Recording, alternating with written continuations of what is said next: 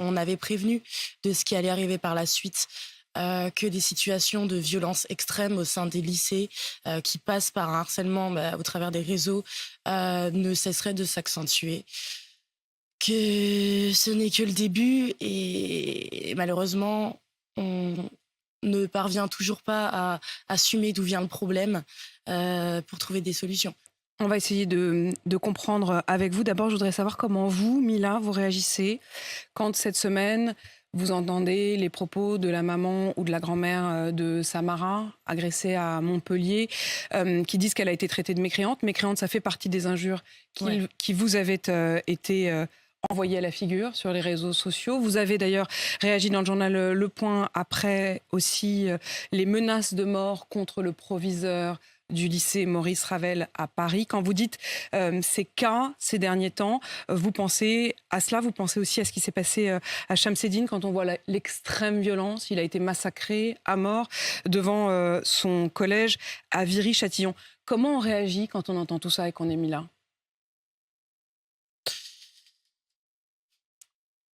Comment on réagit? Je n'irais pas prétendre avoir plus de colère que n'importe qui, que les parents. Je revis forcément, comme des flashbacks d'une certaine violence. J'ai l'impression que lorsque j'étais au lycée, ça remonte à hier, alors que c'était il y a 4 ans, mais bon, ça dépend à quelle échelle, j'ai envie de dire. Hem, C'est la peur, c'est la j'ai colère. Non, c'est la colère. J'ai jamais eu peur, j'ai toujours voulu apprendre aux autres à ne pas avoir peur, à apprendre à qu'il y a une manière de confronter ces individus. Hem, Au sein des établissements, moi, j'ai l'impression qu'on a une véritable police des mœurs dans les lycées. Une police Hem, des mœurs de la part des autres jeunes. de la part des élèves qui sont, d'ailleurs encouragés souvent par leurs parents, vis-à-vis de leur éducation, qui, se sentent mais en totale impunité. On parle, de jeunes mais qui s'encouragent mutuellement, en général. C'est vraiment quand on est au sein de ma génération qu'on comprend, comment ça se passe. C'est déjà des groupes Snapchat de personnes mais qui se menacent, c'est massif. Il y a des trentaines, des cinquantaines de personnes, ça s'arrête jamais. Je sais pas si les parents ferment les yeux ou s'ils en ont juste rien à foutre. Pardon. Ne vous inquiétez pas, vous Heu, parlez avec votre vocabulaire et votre c'est âge aussi, Mila. Ouais. Ayant été au lycée, je sais pourtant, que, je dirais pas les professeurs, mais ouais, les encadrants, les proviseurs sont en général informés de ce qu'il se passe. Mais c'est tellement plus facile de mettre ça sous le tapis, parce qu'on connaît la violence de ce profil d'agresseur justement.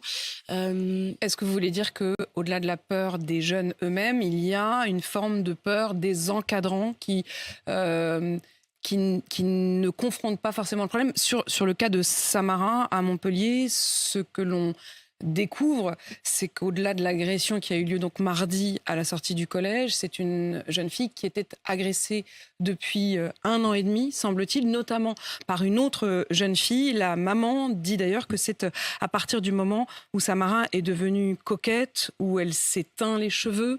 L'autre jeune fille s'est mise à lui cracher sur les cheveux tous les jours. La maman dit elle était même obligée de se laver les cheveux tous les jours. C'est de là que ça a commencé. Dans ce cas-là, c'est quoi? On n'est jamais assez musulmane, on n'est jamais assez couverte. Moi, quand j'étais au lycée, si je peux ressasser mon témoignage, je me faisais cracher dessus, jeter des cailloux dessus, parce que je portais des shorts, parce que parfois je me mettais des mèches bleues, parce que je m'affichais avec une fille avec qui je sortais, dans mon lycée. Vous avez On été est traitée de et lesbienne, ce qui encore était et une injure encore donc, et sur les réseaux. et encore, je n'ose imaginer la pression que doivent subir ces jeunes filles qui ont justement cet entourage, autour d'elles, j'ai envie de dire à majorité musulmane, cette pression. hem, je sais pas quel entourage elle a, mais heu, on attend d'elle, qu'elle convienne à ces standards-là qui devraient même pas exister. Je pense que on parle de laïcité au sein des établissements. Est-ce que la laïcité, elle est encore efficace aujourd'hui? Pour moi, la laïcité, elle est morte. Je précise d'ailleurs, et au fond c'est assez frappant ce que vous dites, que la maman de Samara, quand elle s'est exprimée et qu'elle a raconté ce que subissait sa fille, elle a précisé, elle a dit ce n'est pas contre les croyants, les musulmans, nous-mêmes nous sommes une famille pieuse, a-t-elle dit. Elle a même précisé, peut-être parce qu'elle avait besoin justement de le préciser, que sa fille respectait le ramadan, mais elle l'a aussi précisé, et c'est elle qui a donné ces éléments, que la jeune fille à l'origine donc de cette extrême violence contre Samara était une jeune fille voilée dont la mère était voilée. Ce que vous voulez dire, c'est que la pression que vous avez subie, elle est pire chez les jeunes filles émancipée, je dirais, c'est ça? Je pense, de toute façon, on voit bien qu'elle a tenu ce double discours ensuite parce que je pense qu'elle a dû recevoir une certaine pression ou surtout parce qu'elle s'est sentie menacée. Je le répète, ça reste une mère qui veut protéger son enfant. Mais oui, je pense que ces jeunes filles ont une pression vis-à-vis de leur entourage, mais qui est colossale. Que ce soit des jeunes filles qui sont dans les quartiers, qui peuvent pas forcément s'habiller comme elles le souhaitent. Moi, rien que dans mon entourage, j'ai des copines qui me disent, pour aller dans certains endroits, pour être acceptée avec telle personne, pour traîner dans certains quartiers, je porte une burqa et personne me fait chier. Le problème, c'est que avec ce genre de dictat, avec cette charia qui s'impose avec tellement de facilité finalement, il y a des Samaras qui se font tabasser. Il y a des élèves systématiquement qui vont subir les mêmes acharnements. C'est que le début, ça va jamais s'arrêter puisqu'on n'est même pas capable de reconnaître le fond du problème parce que l'islam n'a rien à voir avec l'islam, évidemment, et de trouver des... L'islam n'a rien à voir avec l'islam. Qu'est-ce que vous voulez dire? C'est-à-dire que je me souviens d'ailleurs qu'à l'époque, vous aviez adressé, vous aviez dit que vous regrettiez que vos propos aient pu heurter ceux parce qui, qu'on m'a demandé cite, de le dire avant de passer leur sur ce religion, plateau-là, en fait. et c'est pourquoi ça me tient à cœur de m'exprimer à nouveau sur un plateau différent. C'est un Vous briefing. distinguez l'islamisme C'est un de briefing l'islam? qu'on m'a fait. Tu vas dire, quand tu vas arriver, tu vas regarder Yann Barthès droit dans les yeux, tu vas lui dire mot pour mot à peu près, je suis désolée, je suis un petit peu désolée pour les personnes que j'aurais pu offenser, mais je suis pas désolée, j'ai jamais été désolée. D'ailleurs, j'ai récidivé sur les réseaux, j'en ai jamais eu rien à faire, j'ai recommencé, j'ai montré justement que cet acharnement qu'on a fait à mon encontre, que les menaces, le lynchage, le fait d'avoir sali mon image, mais ça a produit l'effet inverse. Aujourd'hui, j'ai la haine, aujourd'hui, j'ai la rage, j'ai jamais cessé d'affirmer mes prises de position. J'ai développé mon libre arbitre, mon esprit critique. Qu'est-ce que ça veut dire, Mila, aujourd'hui, quand vous dites le problème, il y a islam et islam? Alors moi, on m'a vraiment fait le briefing. Tu dois. Non, moi, je vous fais aucun briefing. Non, mais je veux justement, savoir ce que justement, aujourd'hui, une jeune fille comme vous, qui a 16 ans, a basculé, s'est retrouvée bunkérisée, oui, déscolarisée. Qu'est-ce que vous êtes devenue aujourd'hui? C'est-à-dire, quand vous dites j'ai mon libre arbitre, j'ai ma liberté, est-ce que ce que vous combattez, c'est... Est-ce que ce que vous combattez, Mila, c'est cette pression considérable, comme vous, si j'en crois ce que vous dites, y compris sur certaines de vos copines qui disent « En fait, je porte même la burqa pour juste qu'on me laisse tranquille, pour pas qu'on me fasse chier, pour reprendre votre mot ». Quand elles vont acheter leurs extensions dans les quartiers afro, elles sont obligées de s'habiller de cette façon-là pour pas avoir de problème. Puis aujourd'hui, rien que moi, en tant que femme, quand je me balade dans la rue à Lyon, à Paris ou n'importe où, moi, je me pose même pas ce genre de questions. Enfin, la liberté d'emmerder Dieu, voilà l'expression qui avait été utilisée par votre avocat, Richard Malka, qui en a fait un ouvrage. Vous avez revendiqué le droit au blasphème, qui est un droit parfaitement légitime en France. Est-ce qu'aujourd'hui, c'est ce droit-là qui est pour vous menacé? Bien sûr. C'est ce droit-là et toutes les valeurs de la République, de toute manière, qui vont à l'encontre des lois de la charia. On est sur une question de morale? C'est-à-dire quand on voit, effectivement, on parlait tout à l'heure de la question de la pudeur, du manque de pudeur supposé qui aurait été reproché à Samara. On n'a que les premiers éléments du drame de Viry-Châtillon où Shamsidine a été tabassée à mort, semble-t-il, par des grands frères, qui sont d'ailleurs mis en examen au moment où on se parle, et qui auraient voulu agir en représailles à des échanges avec leurs sœurs. Là encore, c'est une question donc de morale, de religion, de brigade des mœurs. C'est une question de personnes, de milliers d'individus. Moi, j'ai du mal à me dire que c'est une minorité qui sont incapables de considérer que la religion, c'est quelque chose de privé. Donc oui, c'est une question de morale. c'est pour vous la même chose que ce que vous avez subi. Vous avez le sentiment de revivre ce que vous avez subi. En partie.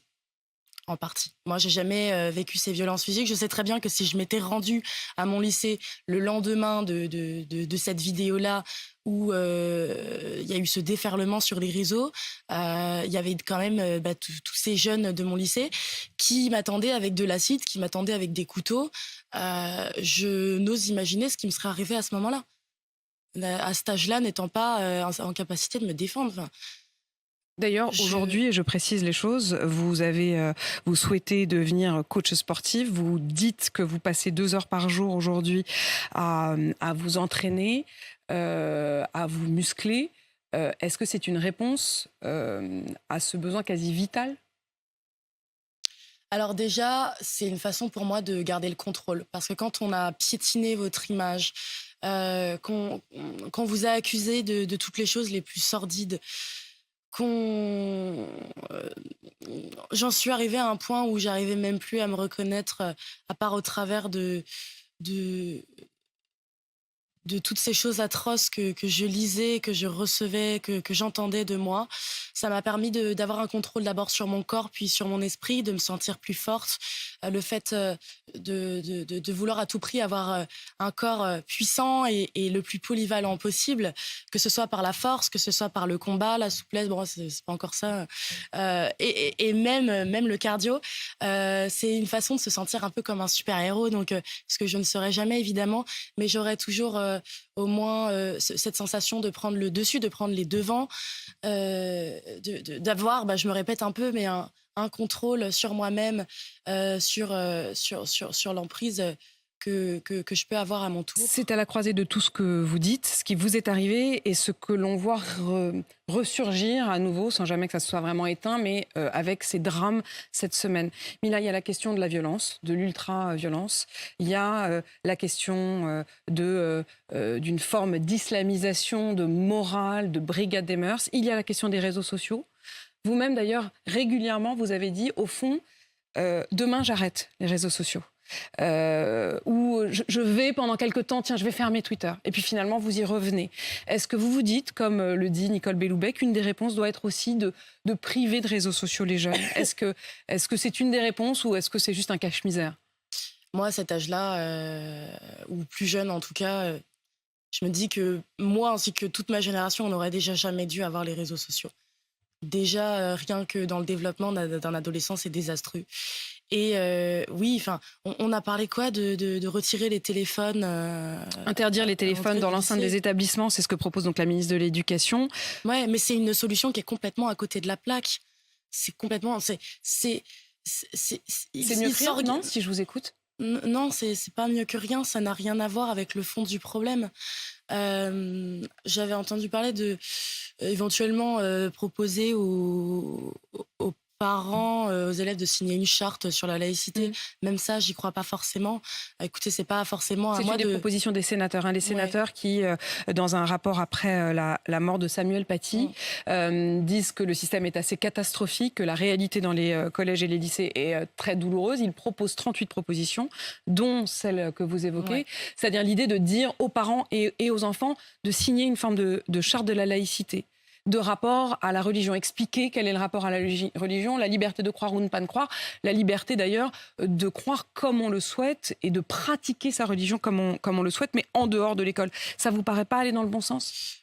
Et potentiellement, après, c'est pas forcément à moi de juger quelle solution est la bonne. En tout cas, je sais reconnaître le fond du problème. Est-ce que supprimer les réseaux sociaux auprès de tous ces jeunes, ce serait envisageable? Je pense que ce serait même pas réaliste. En revanche, si on pouvait trouver une façon, mais vraiment endurcie, voire radicale, de les sanctionner pour le moindre prosélytisme, je pense que ça pourrait bouger. Pour vous, le problème, c'est plutôt le prosélytisme. Ouais. Donc en Bien fait, sûr. le problème, c'est pas les Mais réseaux aujourd'hui, sociaux, c'est la religion. c'est une tendance, la détestation de la France, c'est une tendance. La montée de l'islam, enfin, quand on voit toutes ces gamines qui portent un hijab, une abaya un jour et un crop top l'autre, enfin, c'est devenu aussi un effet de mode, je veux dire, comme les transitions de genre et compagnie. Bon, je vais pas déraper de sujet. Non, mais d'ailleurs, vous dites vous-même, je ne vais pas déraper de sujet. Aujourd'hui, il y a aussi... vous le dites. Est-ce qu'aujourd'hui, on vous a vu vous afficher d'ailleurs avec un certain nombre de militants, notamment de l'association Mnémésis, qui se revendiquent comme des identitaires. Est-ce qu'aujourd'hui, qui j'ai au fond, est-ce que vous êtes la Mila qui, quand elle avait 16 ans, était très isolée, et d'ailleurs isolée tristement et tragiquement par la force des choses, parce que vous avez été obligé de vous banqueriser en quelque sorte tant vous étiez menacée. Est-ce que vous êtes toujours cette Mila-là? Est-ce que vous êtes aujourd'hui une Mila militante? Militante, c'est peut-être pas le terme. Je reste quand même une Mila qui fait de la muscu et qui fait principalement ça sur les réseaux. Je ne fais pas non plus de politique. Je m'exprime spontanément. J'ai toujours montré, et je veux d'ailleurs montrer l'exemple d'une parole parfaitement libre, des idées assumées. Et même si je peux être séduite par les idées de certains partis ou pas forcément vis-à-vis de certaines, je m'exprime simplement. Je prends certaines prises de position. J'ai un entourage assumé qui est en grande partie militant, des amis dont je suis très fière, des amis qui m'ont soutenue, qui me comprennent énormément. Est-ce que quand vous dites cet entourage, est-ce que ça veut dire que les autres, ceux dont vous auriez pu espérer un soutien, les féministes, vous avez quand même été menacées non seulement de mort, mais aussi de viol. C'était d'ailleurs les premiers propos, hein, c'était « sale pute », meurt, appel au viol. Est-ce que là, à ce moment-là, vous estimez qu'il y a eu un manque, un silence? Mais je n'ai eu aucun soutien de ces individus. J'ai même été jetée en pâture. D'ailleurs, j'aime pas quand on emploie le terme féministe à l'égard de ces nanas. C'est des nanas qui veulent la lumière. Vous parlez de qui? Des féministes, des associations là, officielles j'ai entendu des féministes, donc les Nous Toutes et compagnie, toutes ces associations féministes de gauche qui, elles sont très fortes pour aller chouiner au patriarcat blanc, cisgenre, j'en sais rien, je comprends plus leurs termes. En revanche, pour aller dénoncer ce qui se passe en Iran, le patriarcat islamiste, qui est même, je dirais, majoritairement présent en France, c'est compliqué, ça serre les fesses et ça se barre en courant. Je n'ai jamais été soutenue par ces personnes-là. Certaines, moi, tiens, j'ai le nom de Lorraine Bastide qui me vient à l'esprit, sont allées jusqu'à mais non, elles sont pas féministes, sont allées jusqu'à me pourrir sur les réseaux avec des diffamations à n'en jamais finir. Elles sont, à partir du moment où c'est des personnes qui sont droguées à leur petit confort, qui ne sont pas capables d'assumer de réelles convictions. Aujourd'hui, c'est un effet de mode, c'est la bien-pensance. C'est des gens qui se trompent de combat. Je sais même pas s'ils sont malheureux, écoute, mais non, de toute manière, je suis bien contente de ne pas avoir été soutenue par ces gens-là. Je suis bien contente de ne pas m'être trompée de combat à mon tour.